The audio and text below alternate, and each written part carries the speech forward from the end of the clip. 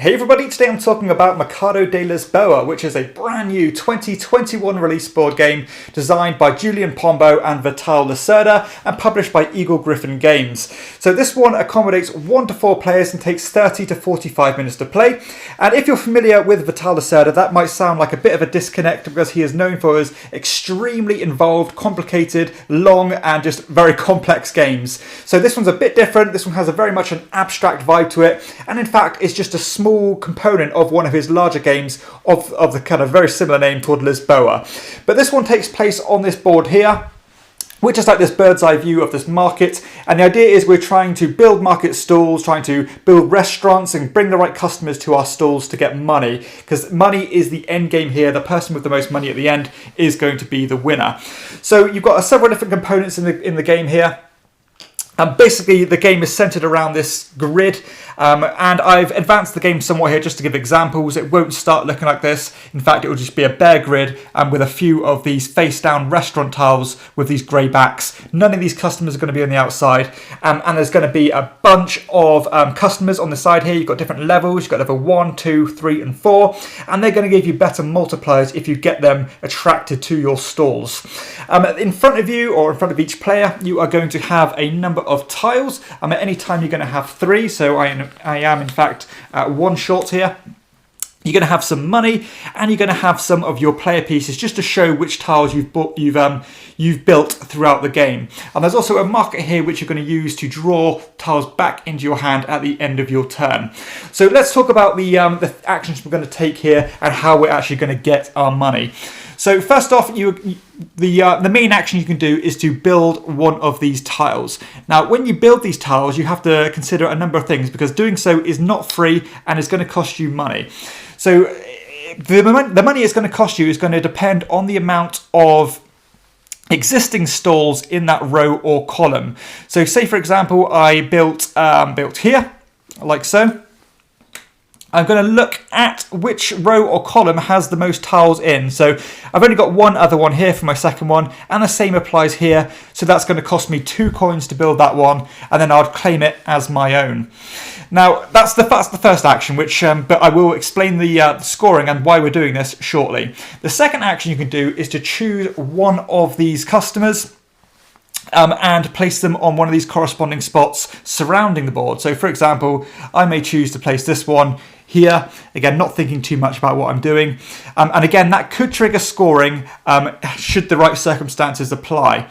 Now, restrictions apply on top of that as well, because you can only place one of these customer tiles if there is a certain number of tiles in that row or column. So to start with, you can only build these kind of 1 customer tiles, because there'll only be 1 tile in each row or column. So for example, if I was to place it here, I could only place a 1 customer because there's only 1 in that column. But if I could place a tile here, let's say here like this, because there's two stalls there, I could choose to build one with 2 on it, and so on. The same applies for level 3 and level 4. But again, they're going to give you better multipliers as the game goes on.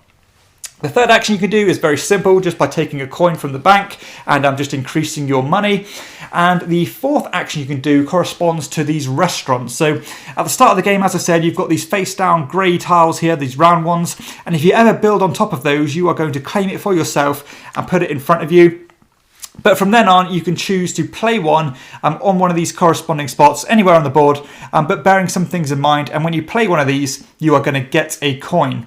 Now, why would you want to play these? So the reason you want to play these is because they're going to boost the strength of your existing stalls on the board. And you've got different types here. So you've got the cafes, which relate to the flower tiles. You've got the sushi tiles, which relate to the fish. You've got the beer ones, which are kind of a wild, and you've got the chicken ones, which relate to the burgers, and so on. And each one is going to boost that matching type. So for example, that one here is worth 1, but with this burger tile next to it, it's going to boost that to a strength 2. And that can be very important again for scoring. So let's talk about how scoring works. So scoring is going to happen in one of two ways. I'm taking either of those actions which I've explained, which is when you place one of these stalls or when you place a bunch of customers. So when you place a stall and there's already an existing customer in that row or column, let's say for example I just placed this one here, then I would multiply the strength of this tile by the strength of the customer I've just placed. So again, I would look down my whole column here and see how many I've got. So in this case, that the purple player's only got one, and it's not boosted by any other restaurant tile next to it. So that'll be one, and there's one customer, so that'll give me 1 point. However, there are certain ways to boost that quite strongly as the game develops. For example, here I've got 2 restaurants here. So at the moment, that's going to be a strength 2. And let's presume that these weren't built yet. So we'll take this one out and this one out. Just imagine it's not done. And because I've got a pub next to this one, which is a kind of a wild booster, this one's going to be worth a strength 2. This one's going to be worth a strength 1. And let's say I built this level 4 customer here because there's at least 4 tiles in this column. And then I'm going to multiply the number of points I've scored by the number of customers that want that certain type of stall. So all these people are essentially looking for flowers, and I'm going to be the one who provides them. So for example, I've got my strength 1 here, my strength 2, boosted by this one for a strength 3, and then I'll multiply that strength 3 by the 4 customers here, which will give me 12 coins, which is quite a strong move. But I've also got to bear in mind that when I place one of these customer tiles, that everybody else who matches those goods is also going to score those points. So bearing in mind what other people are going to do or what other people are going to benefit from your placements is also important. Now, when you score by placing tiles, it works in exactly the same way, but I suppose in the reverse order, where if there's an existing customer and then you build the tile, you will just score accordingly. So that's going to be how the scoring is going to work. The game is going to end as soon as there are only 4 places left to build stalls or 4 places to place customers left. So it's a pretty rapid game, and it does certainly fill up quickly. And then at the end of the game, whoever's got the most money is going to win. So let's talk about some of the decisions that go on in Mercado de Lisboa. Now, from the kind of overview here, you can probably tell this has a very much an abstract style vibe to it. There's a lot of information you have at all times, and the information is pretty transparent, and you can see what other people can play. You can see the options that people can place here. So you've always got to be aware about what you're leaving your opponents, being careful not to boost them by all your restaurants and pubs that you're building. Being careful maybe not to stockpile too much on a certain row or column, because opponents can just maybe place something that isn't going to benefit you so much as other things will do. So this is very much a back and forth kind of very cerebral game where you've got to not only think about what you're doing, but bear in mind in what you're handing your opponent, because as I said, by placing a certain customer in a certain space can often benefit your opponents just as much as it benefits you. So weighing that kind of cost and gain analysis throughout the game is just a big part of what this game is all about. And I think people who like that abstract, perfect information vibe of a game are certainly going to appreciate that decision space here, where planning ahead is going to be good and certainly a viable option, but you are limited to the tiles you have in your immediate play kind of capability at any time. You've got some planning here to think about what tiles are available to you, but there's only 3 there, so that's only going to go so far. However, these are a lot more clear, and you've got a good idea about what can be played, and building things in the right place at the right time, getting these restaurant tiles down and boosting your stalls at all times is going to be extremely viable, and certainly an option to go down, and something you're not going to want to ignore. So this is a very much abstract, very much thinky filler game, which is what this game is basically being advertised as. So I can't take that away from you, and probably from, if you've got this far in the video, you're going to know if this game is going to be for you or not. This isn't a game where you can just speculate on things and hope to do well by winging it and hope to draw the right card at the right time. This one is very much on that abstract level and will keep you thinking throughout. So naturally with games like this, they tend to be very well balanced. The best player is generally going to win in games like this. There's going to be a little bit of a learning curve in terms of that cost and gain, and maybe more seasoned gamers are going to maybe lean towards this a bit better, a bit quicker than people who aren't so familiar with games, because again, you can't just focus on what you're doing, and you have to bear in mind what opportunities you're leaving your opponents down the road. But in terms of the balance, I've got no issues at all. There's always a plethora of options, at least in terms of the customers out there, and knowing which kind of engines to build up in terms of, am I going to start small and then build up in a certain resource? But people are going to piggyback off that if they see you're going down that certain route. So you've got to be flexible, but still tunnel visioned enough to go through a certain kind of strategy, which is quite nice. So in terms of the balance and meaningful decisions, it's certainly plentiful in this game. And as I said, if you like this style of game, you probably decisions is already going to be made. Mechanisms so clean. This grid system is good. I love the scoring mechanism in terms of the multipliers, and it can certainly ramp up. Start off, you're getting a coin or two, and by the end, you're getting quite a few restaurants on a row or column, and then smashing down these 4 tokens, or these 4 tiles, which can get you a lot of money quickly. So it does have a nice forward momentum where initially you're not doing much, but by the end of it, you're taking pretty powerful actions, and before you know it, the game is finished, because it does fill up quite quickly, and it certainly fulfills that promise of maintaining in that filler time space and framework. So it's got a nice balance of the weighting in terms of the decisions, but still feeling somewhat breezy because of the short time frame. Vital Lacerda is not known for his games that take 30 minutes, and this one delivers on that promise of falling into that time frame. When I first started playing this one, I thought, this is going to last a while, but before I knew it, it was over. Turns out ultra quick and snappy. Just taking one of those 4 very simple, clean mechanical actions, and it's all all the gameplay is based in your head really, and not in the bloat or the fiddliness of the rules. A very clean and crisp design, which I think has to be praised. So I do like that quite a lot. The uptime of the game is said really quick as well. You're not going to be waiting for other players' turns, and it's not a game that you're going to be losing engagement with, because even when people build stuff, you're going to be seeing new opportunities out there to capitalize on and to jump on and try to piggyback off. So again, a nice little element there of being engaging, which I really like. The replayability of the game, I think abstract games are going to kind of throw you in 1 or 2 camps. For me personally, abstract games generally don't stay long term for me. I find like I explore them and then I move on to something else.